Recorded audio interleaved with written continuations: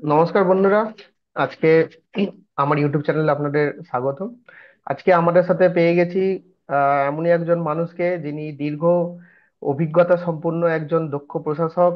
তার সাথে আমাদের যে West Bengal public service commission, তার এক্স চেয়ারম্যান।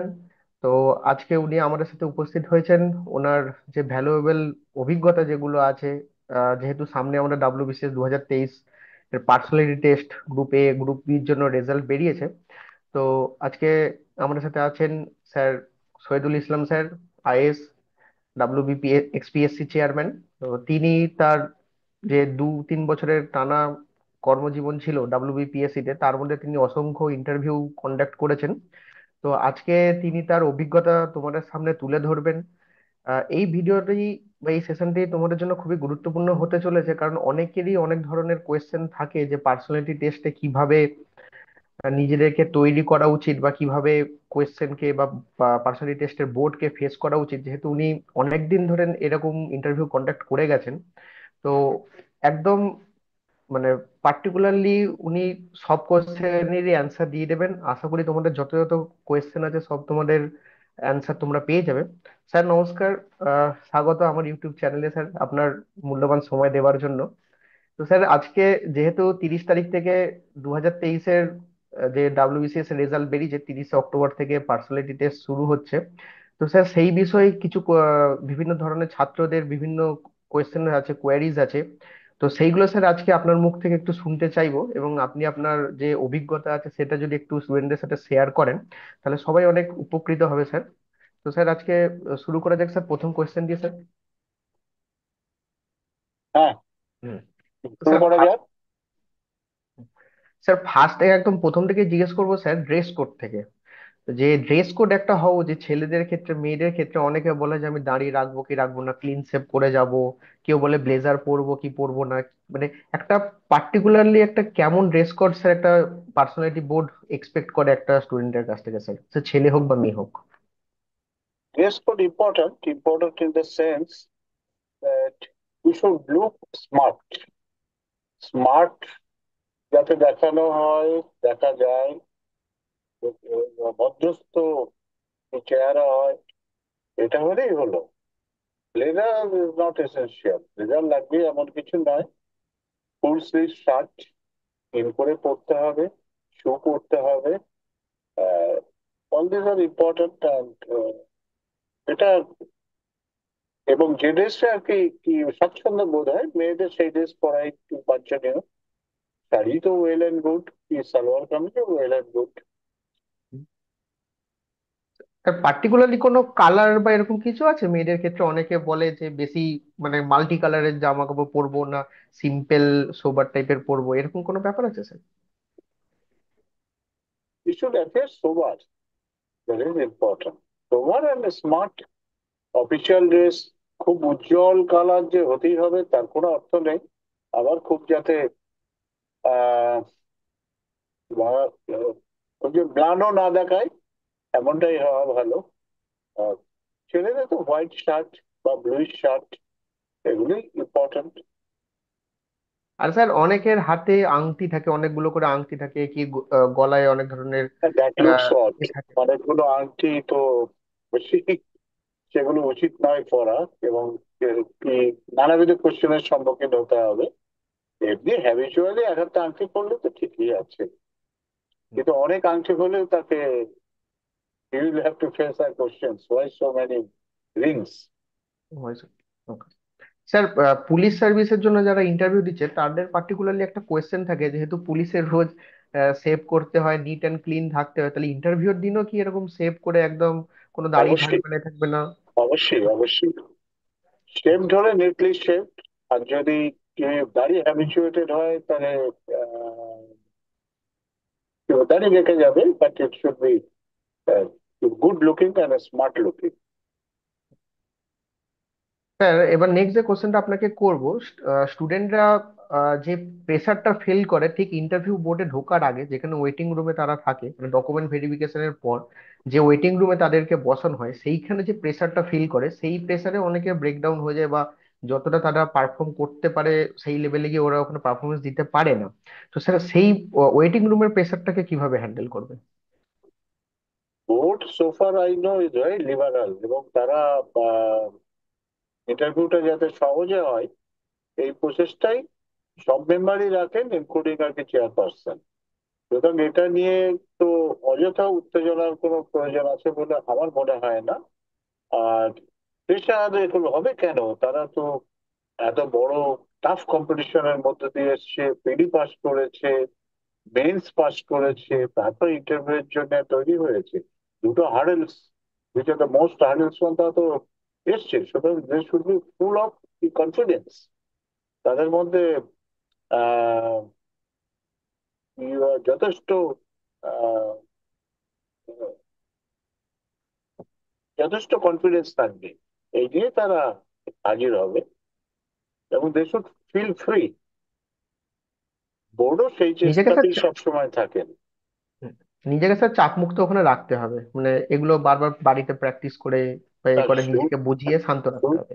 শুধু শুধু এমন যেন না হয় যে আমি আহ, কি নিজেকে আত্মবিশ্বাসী রাখবে, এটা অটোমেটিক্যালি আসবে, অটোমেটিক্যালি আসবে। স্যার এবার যে নেক্সট কোশ্চেনটা সেটা হলো যে পার্সোনালিটি বোর্ড, মানে যে রুমে আর কি ইন্টারভিউটা হচ্ছে সেই রুমে ঢোকার পর মানে কি করবে? অনেকের ইয়ে থাকে যে আমি গিয়েই বসে পড়বো কিনা, বা আমি পারমিশনের ওয়েট করব, বা ফার্স্টে গুড মর্নিং বলবো কিনা, স্যার এইটা যদি একটু বলেন। It should be close door board meeting. Door will be আর কি ক্লোজ, সুতরাং নক করে পারমিশন নিয়ে ঢুকবে, একটু ওপেন করবে ডোর, তারপরে একটু এগিয়ে যাবে, কি চেয়ারপারসন এবং অন্যান্য মেম্বার্সদের গ্রিট করবে, হুম। Good morning or good afternoon. তারপরে তারা অ্যালাউ করলে, অ্যাডভাইস করলো, তারপরে সেই চেয়ারে বসবে। তার জন্য নির্দিষ্ট চেয়ারই থাকবে। হুম। তো স্যার এবার বসার পর তো নিজের ইন্ট্রোডাকশন দিয়ে সাধারণত শুরু হয়, অনেক সময় শুরু হয় না, সেটা চেয়ারপারসনের উপর নির্ভর করছে। তো ইন্ট্রোডাকশন যদি জিজ্ঞেস করে তাহলে স্যার কি কি বলা উচিত? মানে যেহেতু আমাদের একটা অলরেডি ডিটেল ওনাদের হাতে আছে, তো যেগুলো ওখানে বলা আছে সেইগুলো কি স্কিপ করা উচিত, না একবার প্রথম থেকে পুরোটাই বলে যাওয়া উচিত? আমার মত একটু অন্যদের তুলনায় ভিন্ন হবে। ইন্ট্রোডাকশন তো চেয়ারপারসন নিশ্চয়ই জিজ্ঞেস করবেন, introduce yourself, tell something about you. Sir. তো ইন্ট্রোডাকশনে অযথা সময় নষ্ট করাটা ঠিক হবে না। ইন্ট্রোডাকশনে সে তার যত পজিটিভ কোয়ালিটিস আছে, এডুকেশনাল ব্যাকগ্রাউন্ড আছে, কোত্থেকে এসছে, এগুলোই শুধু রাখবে। অনেকে আননেসেসারি লিঙ্গার করতে চায়, সেটা উচিত নয়, কারণ তার এর উপরে তো কোনো মার্কস বা ক্রেডিট নির্ভর করবে না। তার আসল ক্রেডিট হবে ইন্টারাকশনের সময়। But introduction is also important. সেটা কি ফার্স্ট টাইম ইমপ্রেশন, সে কেমন করে বলছে, এন্ট্রিটা একটু কেমন করে দিচ্ছে, ওয়েদার স্মার্ট, এগুলোও তো আর কি দেখা হয়। সুতরাং ইন্ট্রোডাকশন হবে আর কি ব্রিফ, কিন্তু বাট ফুল। অনেকে জিজ্ঞেস করে স্যার হবিটা কি বলবে, অনেকের হবি নাও থাকতে পারে, অনেকে বানিয়ে বলে, কেউ স্কিপ করতে জিজ্ঞেস চায়। না করলে বলবার দরকার নেই। মাই হুম। ওপিনিয়ন, হবি তো কোনো মার্কস পেলে হবে না, বাট দেবে আসবে ওয়েদার ইউ হ্যাভ এনি হবি। তার হুম। জন্য প্রিপারেশন থাকা অত্যন্ত আবশ্যক। সত্যি তো আর কি, লিজার time is also important for the officials. তারা কেমন করে সেই সময়টুকু কাটায়, শুধু সিনেমা হুম। দেখে, অথবা ভালো ভালো বই পড়ে, অথবা গার্ডেনিং করে, অথবা শরীর চর্চা করে, all this are very important. সুতরাং জিজ্ঞেস করলে বলবে। আর ইম্পর্টেন্ট হবে যদি আর কি, বাট হবি নিয়ে কি যাই বলবে, ইনডেপথ নলেজ থাকা উচিত, কারণ তা নিয়ে একটা প্রশ্ন আসবেই। প্রশ্ন আসবে। স্যার এই ক্ষেত্রে অনেকের হয় যে অনেকে আহ, হয়তো গ্রাজুয়েশন করার পর এখন ইন্টারভিউ আসতে আসতে একটা লম্বা টাইম গ্যাপ পেরিয়ে গেছে, 5 বছর, 7 বছর, 10 বছর, কারো কারো ক্ষেত্রে এরকম হয়ে থাকে। তো এইটা তো আমরা যে ডিটেল ফর্মটা ওনাদের কাছে থাকে সেখানে তো স্পষ্ট দেখা যায় যে লাস্ট কি কোয়ালিফিকেশন পাস করেছে। এই যে এত বড় সময়ের একটা গ্যাপ কারো কারো ক্ষেত্রে হয়ে যায়, সেটাকে সে কিভাবে জাস্টিফাই করবে? দেখো, গ্যাপ তো হবেই। আনএমপ্লয়মেন্ট যেভাবে হচ্ছে, তারপরে এই জাতীয় জবে এন্ট্রি খুব কম, কিন্তু যারা এন্ট্রি নিতে চাইছে তাদের তো সময় লাগবে, কিন্তু গ্যাপ হয় দু ধরনের হয়।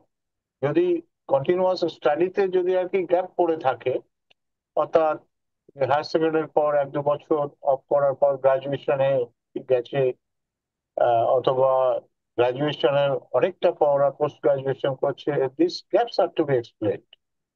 এটা গেল জাস্ট আর কি একাডেমিক পার্টে যদি কোনো গ্যাপ থাকে, এক্সপ্লেইন। নেক্সট কোশ্চেন হতে পারে, জিজ্ঞেস করতে হবে এতদিন আর কি একটু লাগছে কেন, হয়তো 3 বছর, চার হুম, বছর ইভেন অনেকেই হয়তো 5 বছর ধরে ট্রাই করছে। আহ, বলবে উত্তরটা এমনই হওয়া উচিত যে আহ, আমরা তো লেগে আছি, কি কম্পিটিশন স্টাফ, একবার ইন্টারভিউ বোর্ড পর্যন্ত আসতে পেরেছি, but however I could not succeed, isn't it even natural? এই গ্যাপ তো হয়ই, অনেকের ক্ষেত্রেই হয়।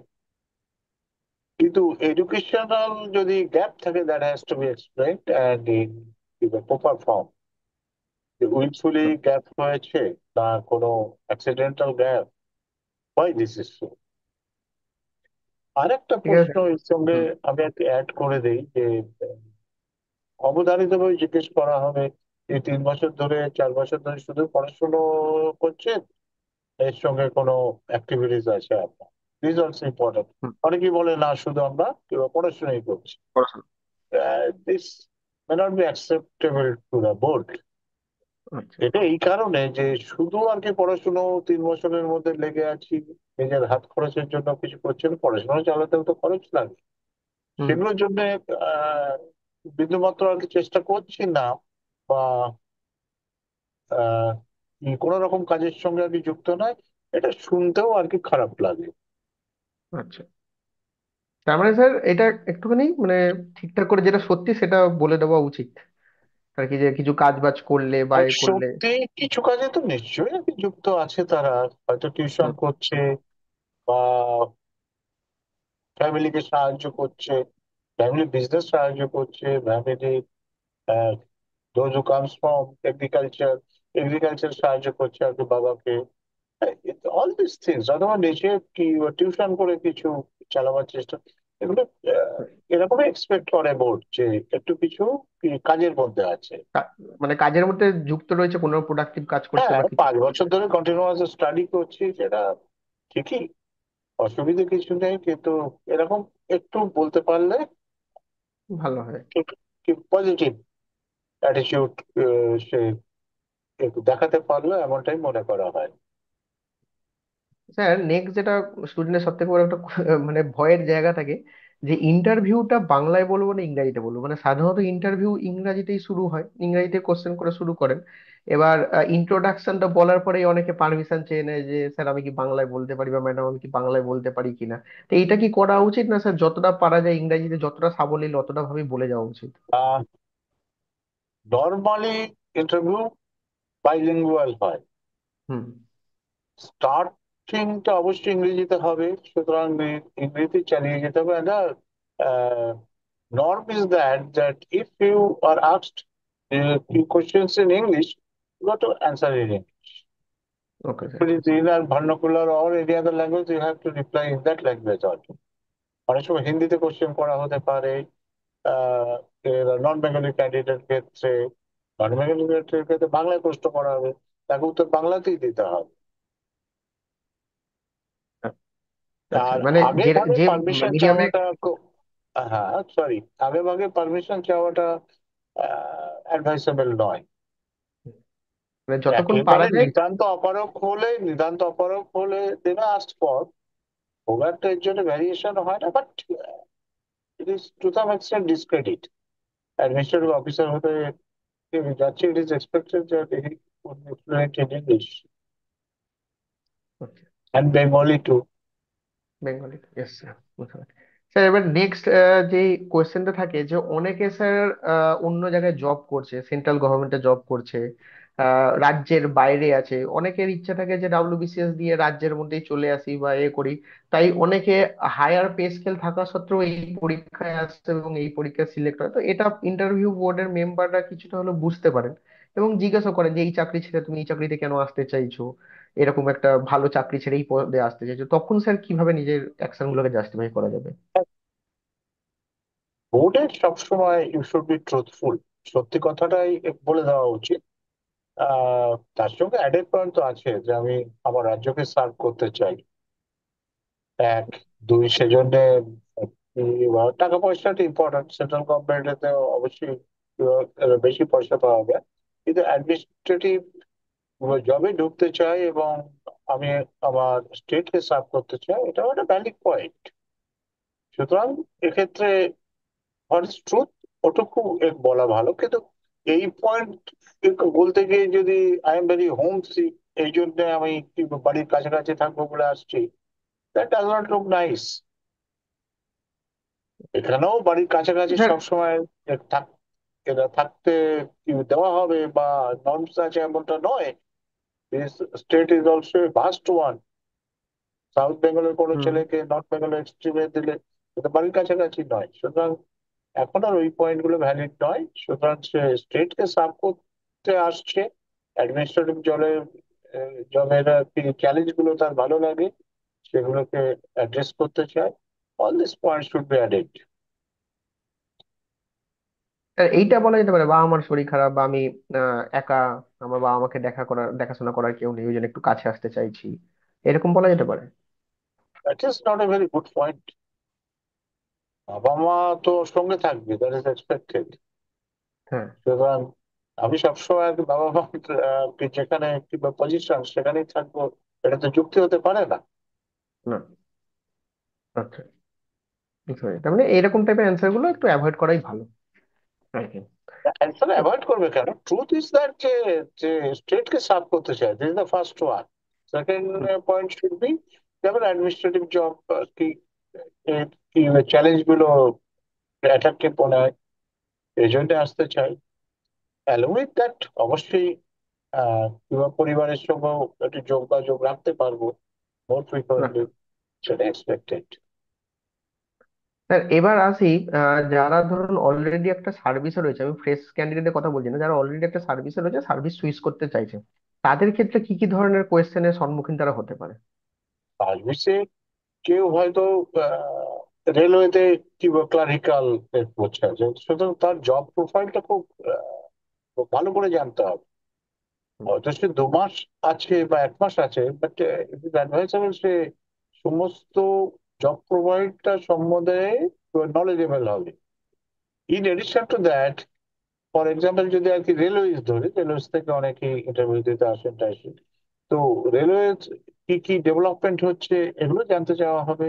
রেলওয়ে কি কি চ্যালেঞ্জেস আছে, কি কি প্রবলেমস আছে, কি কি প্রসপেক্ট, নিউ ডেভেলপমেন্ট স্কিলস কি কি নেওয়া হচ্ছে, অনেকগুলো প্রজেক্টও চলছে, এগুলো সম্বন্ধে সম্যক ধারণা থাকতে হবে। নিজস্ব জব প্রোফাইল সম্বন্ধে তো সাউন্ড নলেজ থাকতে হবে, এটা অবশ্যই এই পোস্টে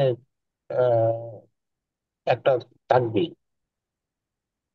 তা যদি যদি কেউ উত্তর না দিতে পারে, যদি মানে আহ, It মানে should জানে be না। আমি যে জব করছি maybe for a very short period, কিন্তু কাজ সম্বন্ধে অবগত নয়, এটা তো একটু আর কি নেগেটিভ পয়েন্টের দিকে যাবে। তো সুতরাং তার কাজ সম্বন্ধে পুরো জেনে নিতে হবে, শুধু তার কাজ নয়, তার দপ্তরের কাজ, তার মিনিস্ট্রির কাজ সম্বন্ধেও তার সম্যক একটু ধারণা থাকতে পারলে ভালো হয়। আচ্ছা, তার মানে যে ডিপার্টমেন্টে আছে তার ডিপার্টমেন্টে যতটা আইডিয়া নিয়ে যাওয়া যায়, ইনক্লুডিং কারেন্ট ভালো। অ্যাফেয়ার্স, কারেন্ট ইনিশিয়েটিভ, সেগুলো জেনে যেতে হবে। স্যার এবং এইবার তার জানতে আগে চাইবে নেই, কারণ অনেক আর কি বোর্ড মেম্বার তো জাস্ট আইডিয়া নেই কে কোন প্রান্তে কাজ করছে। অনেকে বর্ডার সিকিউরিটি ফোর্সে আছে, অনেকে এয়ারফোর্সে আছে, হুম, ওরাও কি চলে আসতে চাইছে, অনেকে আইটি সেক্টরে।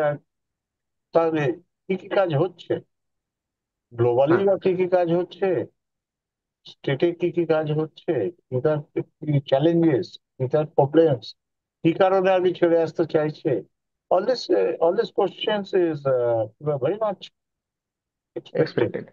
Uh, স্যার, এবার যে নেক্সট কোয়েশ্চেনটা আসি যে স্টুডেন্টরা যখন চয়েস সিট দেয় বা সার্ভিস প্রেফারেন্স দেয়, সেটা নিয়ে তো একটা কোশ্চেন হতে পারে। মানে এক্সিকিউটিভ দিল বা ডিএসপি দিল বা রেভিনিউ সার্ভিসকে ফার্স্ট চয়েস দিল, তো সেই ক্ষেত্রে কোশ্চেন তো অনেক সময় করা হয় কেন ডিএসপি ফার্স্ট প্রেফারেন্স বা কেন রেভিনিউ সার্ভিস ফার্স্ট প্রেফারেন্স। তো সেই ক্ষেত্রে কিরকম অ্যান্সার দেওয়া উচিত? হ্যাঁ, এই কোশ্চেন তো আসবেই হ্যাঁ। নর্মালি। যে অর্ডার অফ সার্ভিসে আছে সেই জাতীয় যদি কি প্রেফারেন্স দেওয়া হয়, এক নম্বরে যেমন এক্সিকিউটিভ আছে, দু নম্বরে বিপিএস আছে যদি ফুল সার্ভিস হুম। থেকে থাকে, তারপরে রেভিনিউ সার্ভিস, তারপর এইভাবে যে অর্ডার গুলো যেভাবে সিকোয়েন্সিয়ালি দেওয়া আছে সেটা ফলো করলে খুব একটা কোশ্চেন হয় না যে আচ্ছা। আমি স্যার তো এক্সিকিউটিভ আসতে চাই ইত্যাদি। কিন্তু তা সত্ত্বেও প্রশ্ন তো হবেই যে এই সার্ভিসটা কেন চুজ করছে। কিন্তু হ্যাঁ। যদি অ্যাবনর্মাল কিছু কিংবা এর চয়েস হয়, যেমন যেমন যেমন আমি এমপ্লয়মেন্ট অফিসার হতে চাই, দিস ইজ সামথিং আর কি অ্যাবনর্মাল। এক্সিকিউটিভ, রেভিনিউ সার্ভিস এগুলো তো উপরের দিকে আছে, হঠাৎ কেন এমপ্লয়মেন্ট অফিসার?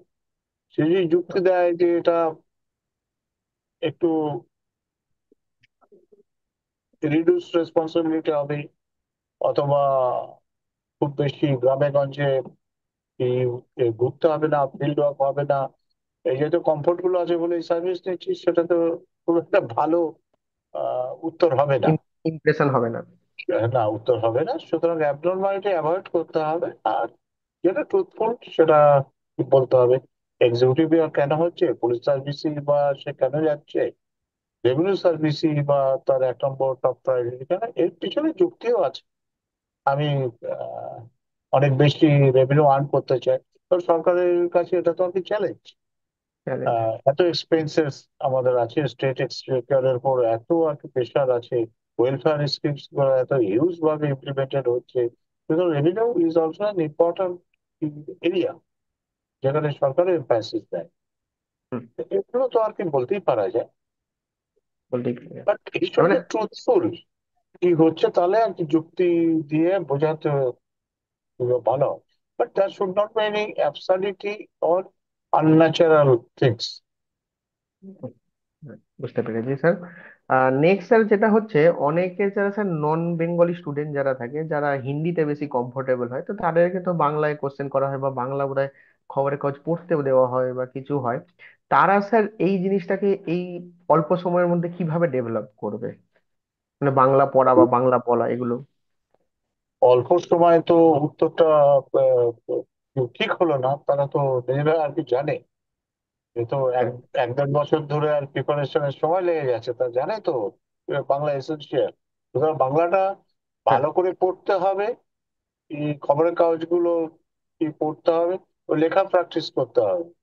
এমন হ্যাঁ। ইনসিডেন্ট আছে যে বাংলা না লিখতে পারার জন্য যে রিটেনে ফার্স্ট হয়েছে, আহ, সে সিলেক্টিভিটি হয়নি। দেয়ার আর সো মেনি আচ্ছা। ইনস্টান্সেস। সুতরাং আহ বাংলাটাকে তো সরবরাহ করতেই হবে, এবং বাংলায় উত্তর দিতে। ওয়েস্ট বেঙ্গলে যারা আছে তারা তো বাংলা নিশ্চয়ই বলতে পারবে, দিস ইজ এক্সপেক্টেড এবং এসেনশিয়াল। স্যার, অনেক সময় যে ভাঙা লেখাটা ভাঙা প্র্যাকটিস বাংলায় করুন। কথা বলে, ভাঙা ভাঙা বাংলায় কথা বলছে। সেটা বেশি জোর দেওয়া হয় না, নন বেঙ্গলিরা তো বাঙালিদের মতো ফ্লুয়েন্ট হবে এমনটা এক্সপেক্টেড নয়, কিন্তু বাংলা শুনে বুঝতে পারবে না বা বলতে পারবে না, বা পাঁচ লাইন পড়ে শোনাতে পারবে না, এটা তো একটা ডিসকোয়ালিফিকেশন হিসেবেই এটা ধরা হবে। আচ্ছা, তার মানে এখন থেকেই বাংলাটা ভালো করে, মানে যতটা পারা যায় রেডি করে নিতে হবে, পড়াটা